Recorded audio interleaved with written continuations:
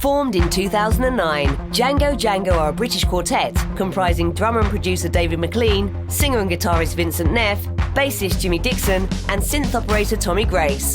2012 saw the release of their self-titled Mercury Prize-nominated debut album. And now, with the launch of their new album, Born Under Saturn, this is Django Django in conversation with BT Music. We'd all kind of known each other from college.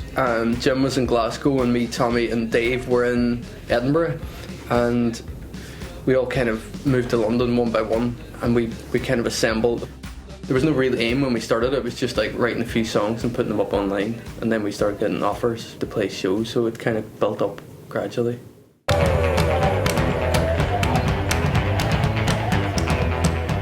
Some tracks start, you know, like almost like when we're rehearsing for like a show, we'll come up with something on the hoof, and then other tracks, you know, Jim will go away and write a track.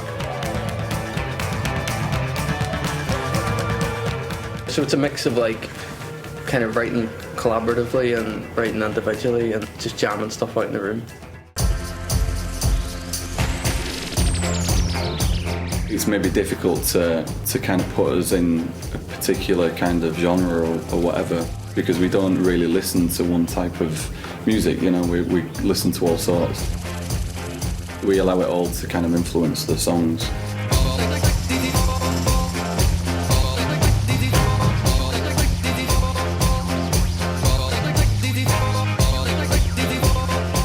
Living in London, there's so much going on and things change so quickly that it's difficult to become, you know, part of a scene anyway, because it starts and it builds and then it disappears and then, you know, something else replaces it.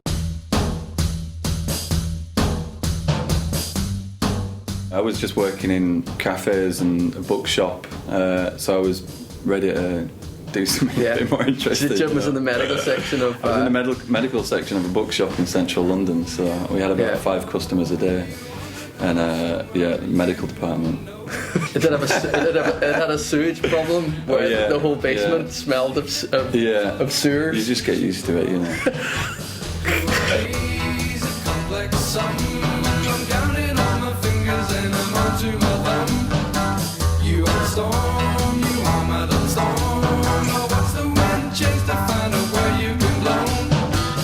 I was an architect for a good few years, and it was becoming more and more difficult to be an architect and, you know, do shows and do promo and stuff like that. So nipping on your lunch break and doing a radio session on an hour and trying to get back, and then getting your ear chewed off you, you know, for being like 2.5 hours late. So it was good timing.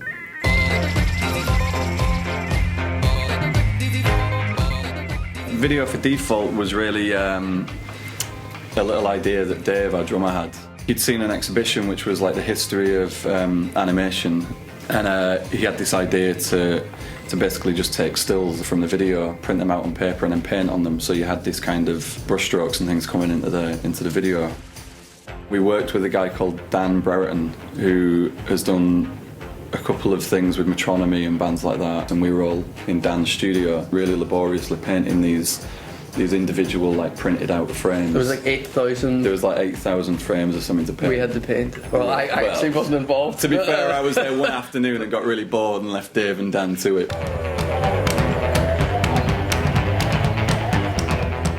The video for War came about due to the fact I went to southern India and we travelled around and we came across a fairground, and they had a wall of death which normally I just thought was like 1 or 2 motorbikes going around, but when I saw it, it was I think about 4 or 5 cars with, you know, about 6 motorcycles all going simultaneously, and it was on a really rickety kind of metal stand. It was just an amazing thing to see, guys leaning out the windows, passing cigarettes to each other. You know, it was totally amazing. The video for First Light is a guy called Daniel Swan that we worked with on a track called Hail Bop on the last album. So we kind of approached him again and asked him to send a treatment.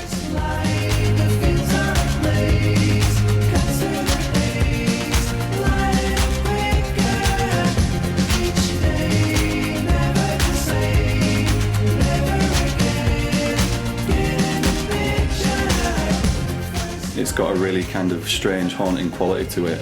It's quite a slow-moving video, but it seems to kind of suit the song really well. And we literally just kind of handed the song over to him and, you know, let him kind of do what he wanted with it.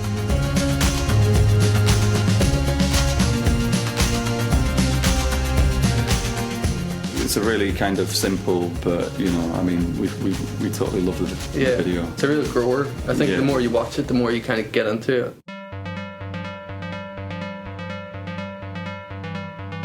Yeah, it was us kind of adorning these black lycra bodysuits really tight with like a little skull cap.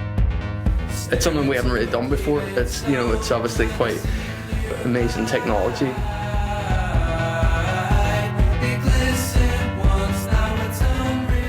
It's kind of only natural because we're all from, you know, art schools, so we all had ideas that we wanted to get in there. But I suppose this time round everything's been kind of squeezed into much shorter time, you know, period. So we're having to hand a lot over to different people. But yeah, I mean, we've worked with Daniel before, so we were pretty, you know, up for just handing it over to him and letting him run riot.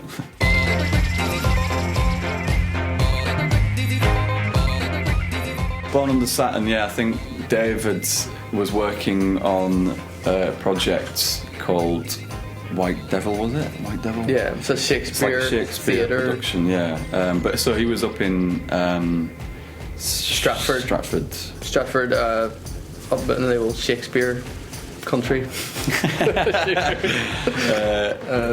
And I think he was in a second-hand bookshop one day and found there's a book called Born Under Saturn. It's like an old art theory book, and I think he was really intrigued by just the title, and it seemed to marry really well with the image. We already had the image of the album front cover, so we kind of ran with it really.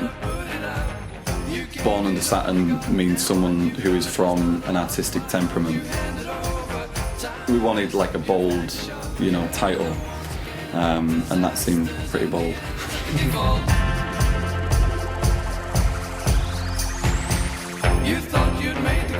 When you've got that facility of like a huge studio, you can kind of get lost in it, and I think we did for a while, just kind of throw, you know, everything in the kitchen sink at it, yeah. and at the end of that kind of process, we kind of realised that we all had this great material and great recordings, but a lot of the kind of stuff that's really particularly us wasn't there. So at the end up, we almost took it right back to sitting in a room to try to kind of get back to where we were with the first album.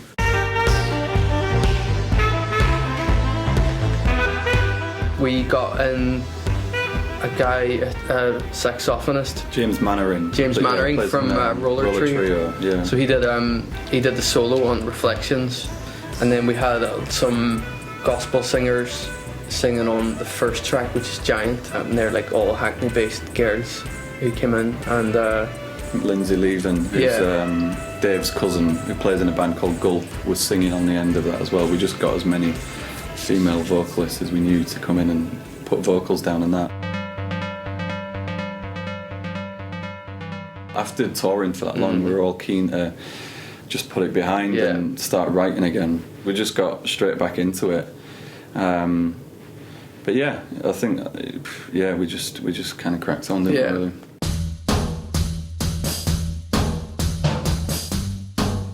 Jim was probably the only person that had been in bands before this, so it took us all a while to get to kind of learn our instruments as we kind of went along, and also just become confident on stage. We just did hundreds of kind of toilet tours, so it has developed.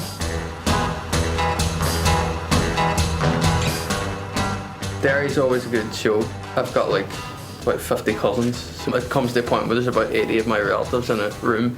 It's like a big kind of mad... It's like a big 18th birthday party with all Vinny's like aunties and cousins and stuff. Yeah.